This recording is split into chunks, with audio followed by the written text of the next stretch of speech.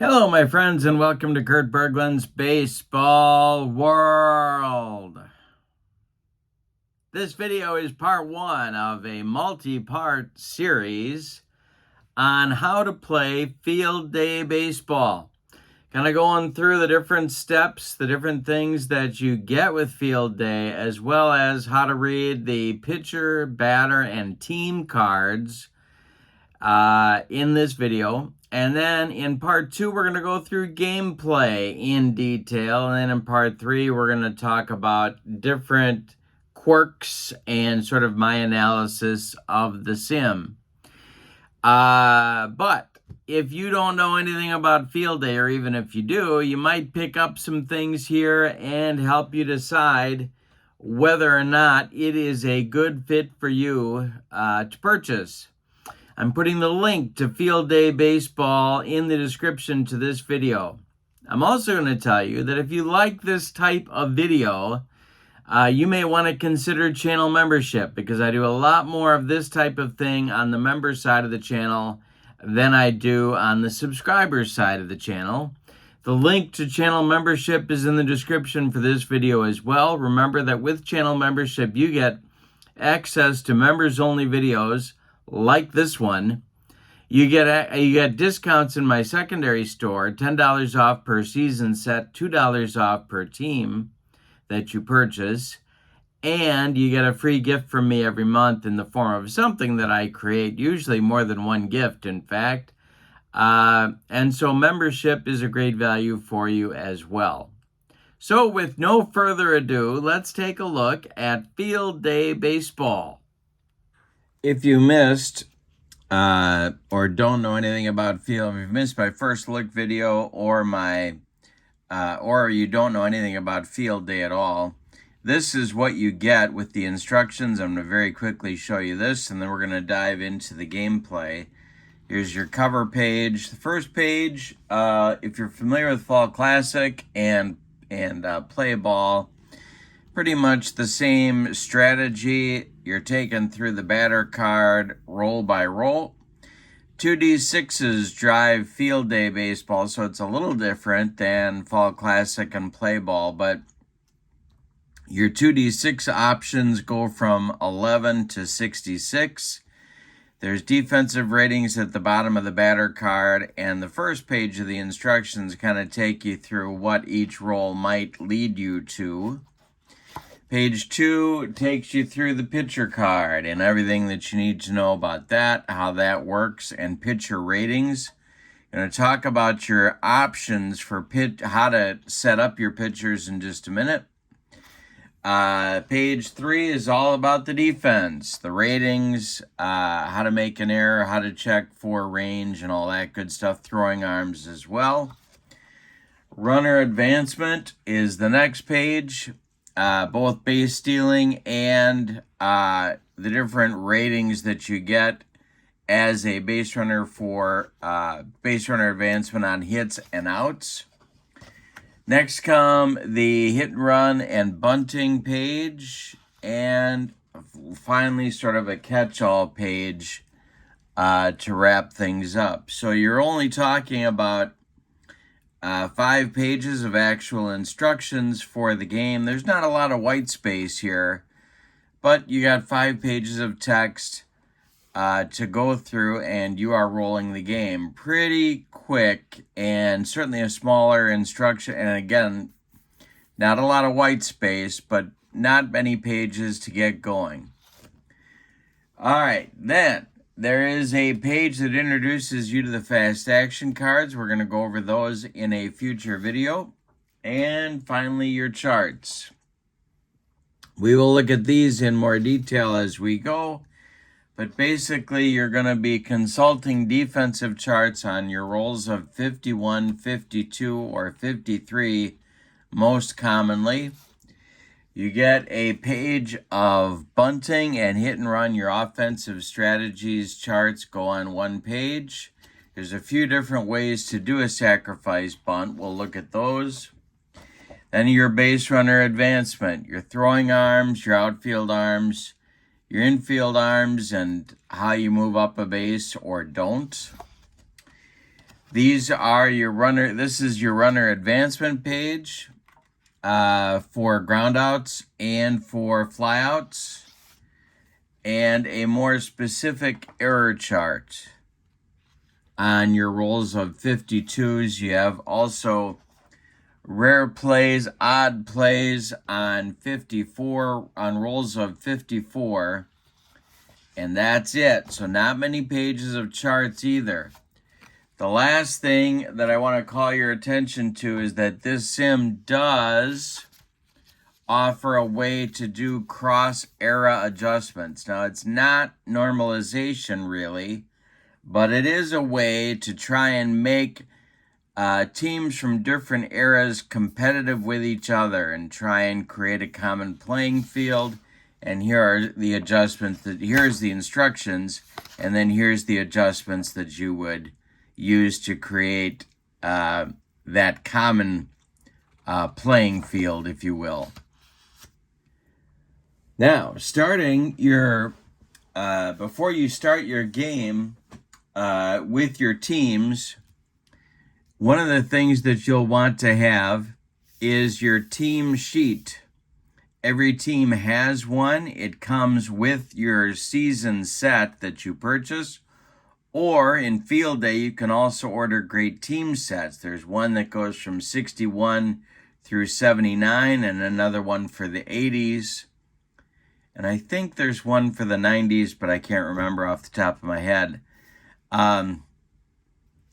This sets up your defense. So this should speed up gameplay if you choose to use it. The other way you can go, of course, is to input information on your score sheet. But this gives you, for your different defensive positions, here's left field, center field, and right field, who played there, how many games, what their range is, and then their error possibilities on 51s, 52s, their arm rating, and then that's it. So you got that for left, center, and right, and then you have third, short, second, and first. So you're sort of set up visually. Your catchers are below the first baseman. In the lower right corner is a ballpark card. Now you also get a ballpark chart. Now you also get a ballpark card. So you can, if you don't use this, you could just pull out your ballpark card and be just fine as well. Here's your pitching staff. Now, you can choose to use just this information here for your pitcher. So, for example, if let's say you're starting Mickey Lolich as a Tiger pitcher, you have your batters faced as a starting pitcher listed here. So this is your maximum batters faced before he might get tired, 34. He throws left. Here are your stats your basic stats. You got your games started, complete games, innings, won, loss, saves, how many shutouts, and then his ERA. And then the second half of the chart, the right side of the chart, gets you into what you need for the game. So here are your hit, walk, home run, and strikeout ratings. These can be variable, but these are the base numbers. I'll talk more about that in a minute. Every pitcher needs a wild pitch number, balk number, and a pickoff number. So where that is called for, you're going to roll 2d6s. 11 to 43 gets you a wild pitch. 44 to 66 gets you a pickoff. Apparently, Lolich did not balk in the 1973 season.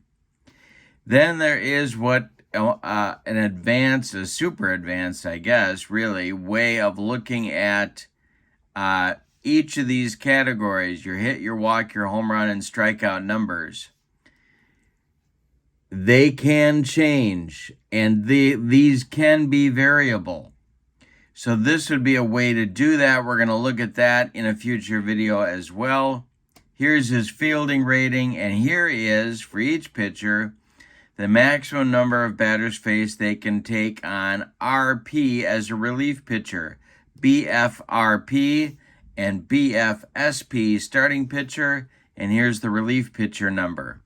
So if you bring somebody in relief, even if they didn't necessarily pitch in relief, you get a maximum number of batters that they can pitch to before fatigue may be an issue. Now, let's talk about pitchers a little bit more. I said just now that on the team sheet, you are given a base rating for each pitcher.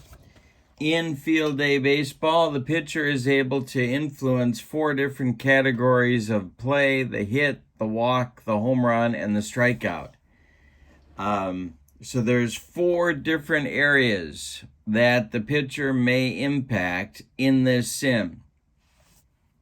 Now, I said before also that there is a super advanced method of trying to determine what the pitcher's impact will be on a given day. You could also go by the base numbers. So, for example, for Joe Coleman on the team sheet, for Joe Coleman, he's on line number 2. You can see that his base numbers are 3 for a hit, 3 for a walk, 4 for a home run, and 4 for a strikeout. So I'm going to write these here. And we'll show you more what those numbers, how they work in gameplay in just a minute. Now, one of the things that you can do, but don't have to do in field day baseball, is use what they call tall pitcher cards. And this is Joe Coleman's tall pitcher card. And to get a look at another way that this is a stuff roll. The super advanced stuff roll we'll go over later. This is kind of a basic stuff roll. So you can go with his base numbers, or you can roll a D6. If you look down the left column, here's the 1, 2, 3 ratings. Here's the 4, 5, 6 ratings over here. Let's see what we would get if I roll this. Okay, I rolled a 1. So the ratings that we would get for Coleman today would be 2, 2, 4, and 5. Basically, on the pitcher ratings, you want to be as low as possible on the hits, walks, and home runs. And you want to be as high as possible on the strikeouts. You can go as high as 9 on these. 1 to 6 looks common for the hits, the walks, and the home runs. I could have rolled any number with my D6 for my stuff roll, and we're going to use this for today for the stuff roll for Coleman. So there is some variability here. If you go with the base numbers that are on the team sheet, there is no variability. Joe Coleman would be the same pitcher every time out. If you roll for a stuff roll, either with this or the other that's on the team sheet, you're going to have some variance in pitcher performance on these particular days that he pitches. Then down here on the tall pitcher card, you get your wild pitch number, your pickoff number, your batter faced as a starter, your batters faced as a reliever, and then your range, assists, and error numbers.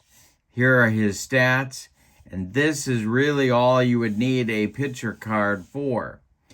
That's why the pitcher card is kind of optional here.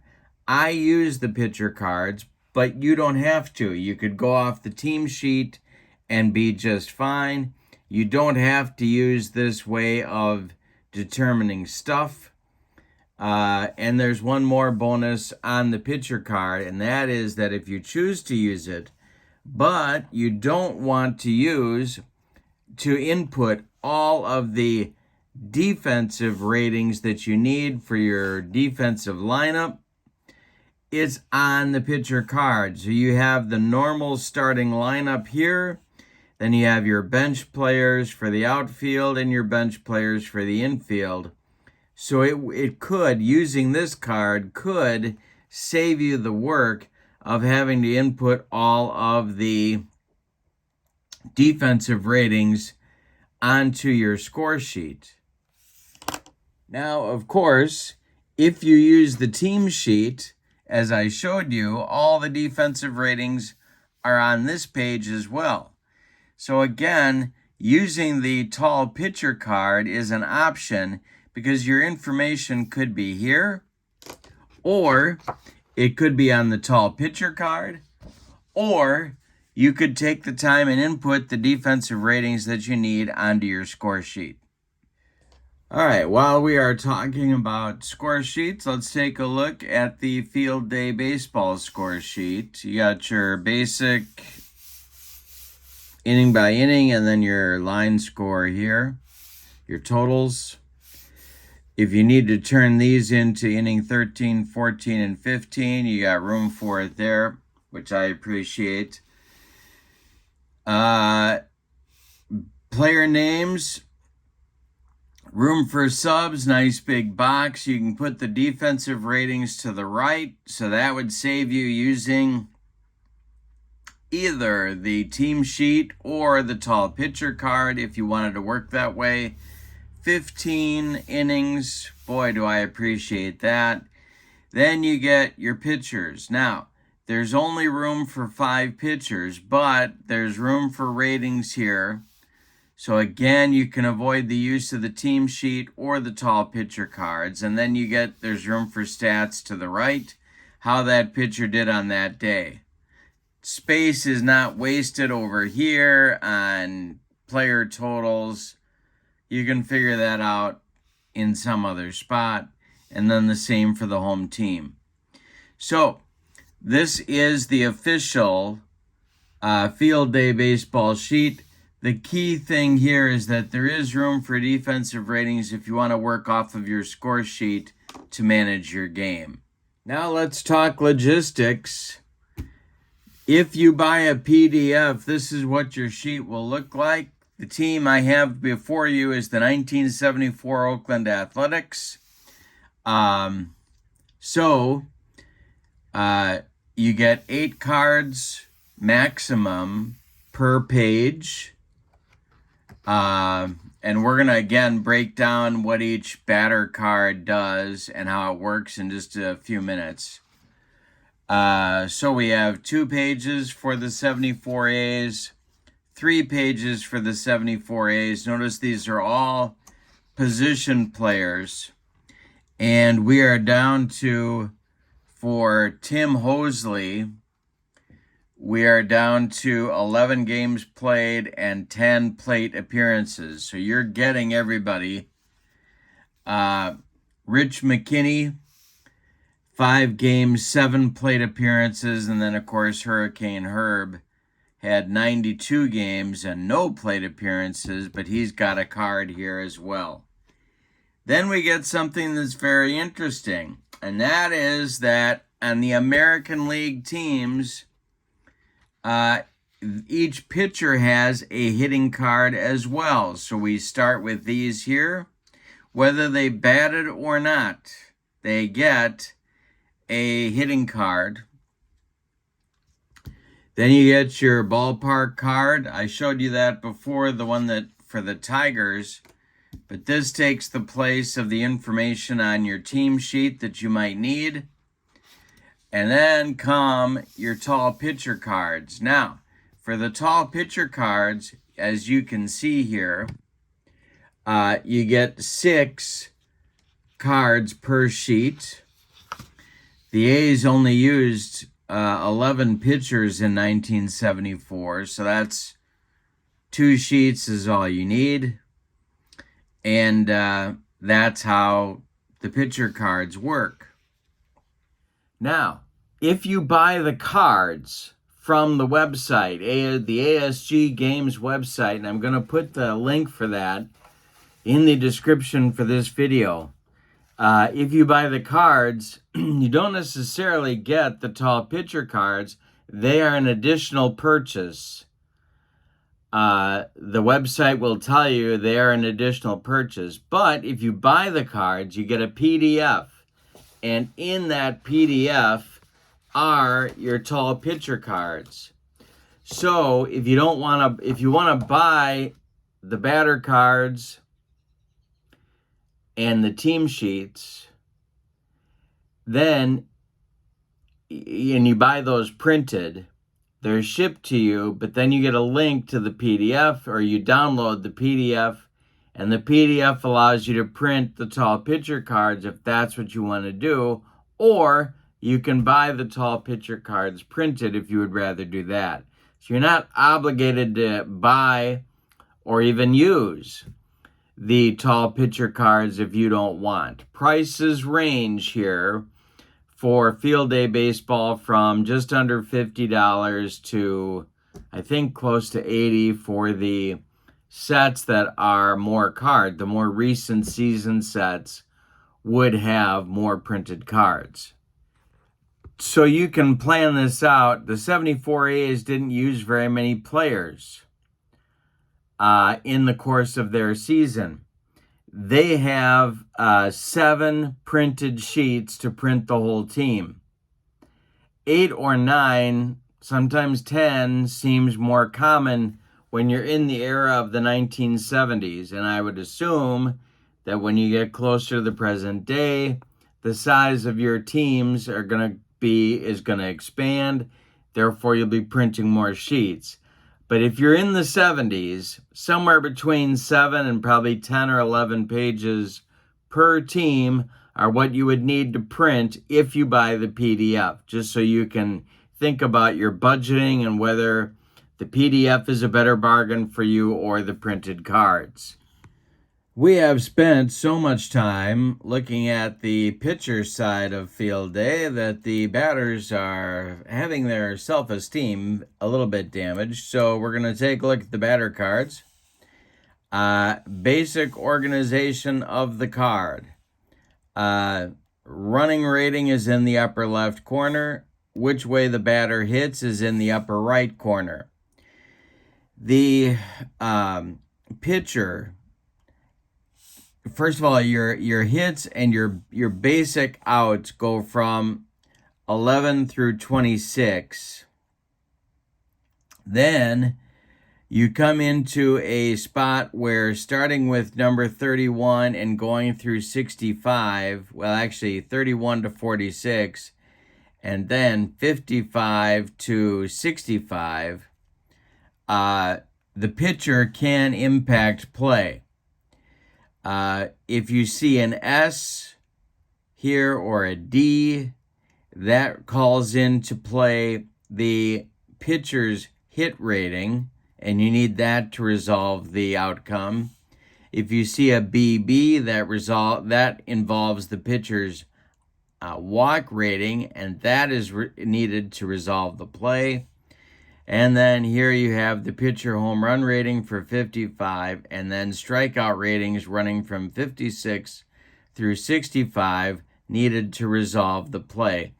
So there is significant opportunity for the pitcher's performance. And again, we pull our Joe Coleman ratings back into play here. Whether you're going with his base ratings off the team card or you're rolling the D6, you're using these numbers on a significant percentage of the outcomes on the batter card. So everything goes off of the batter card, but at certain spots, the pitcher influences the outcome. So that's what, now in blue, this is what we'll need special charts to resolve. If you see green, these are opportunities for stolen bases if you are not calling your own steals. So for McAuliffe, it would be 35, 43, and 45 to bring in. And for different players, the green numbers come into play on different, the green comes into play on different numbers. Let me try that again. So, for instance, for McAuliffe, instead of 35, it could be 36. Just depends upon how the card is set up. Down here at the bottom, at the very bottom, you see the stats for that player for that season, including their splits. Nothing sabermetric here. These are basic stats. And here you have bunting rating, hit and run rating, stolen base rating highlighted in yellow. And then here you have the defensive ratings that you may need, and we'll go into detail on more on these in a future video. But this is the setup for the hitter card. This is the information that you're getting. For McAuliffe, numbers 24 and 26 call into play splits. Now that is not something that you're not going to find reverse splits, or at least I haven't found that in field days. So what you're looking for here is and the instructions talk about this in some point, that what they do is they're looking at the player's overall stats for their career to try and get a sense. And of course, if you're going to do that, as I have talked about in the past, you're not going to get reverse splits. So so in this case, McAuliffe, who had a pretty severe set of splits, has hits off right-handers here. Some players do not. It depends upon the player, but and if it's a right-handed batter, they might well have LH, so against a left-handed pitcher, and so on. We will go through all of this in more detail when we get into gameplay. All right, now that we have the basics down of what the components are, what the cards look like, what the team sheet looks like, and a little bit about the purchasing process and what you get when you buy it, in part 2, coming up soon on my channel, you will take a look at in-depth gameplay. We're going to roll the dice, we're going to look at the charts, we're going to look at the cards and try and understand what is going on with the sim. So join me for that. In the meantime, don't forget to check out the Field Day Baseball website, which is found at the ASG Games website. That link is in the description for this video, as is the link to channel membership. With channel membership, you get a lot more videos like this one. You also get discounts in the secondary store, and you get a free gift from me each and every month. So, that's it for now. Have a great evening. We'll see you soon for more Field Day Baseball. So long, everybody.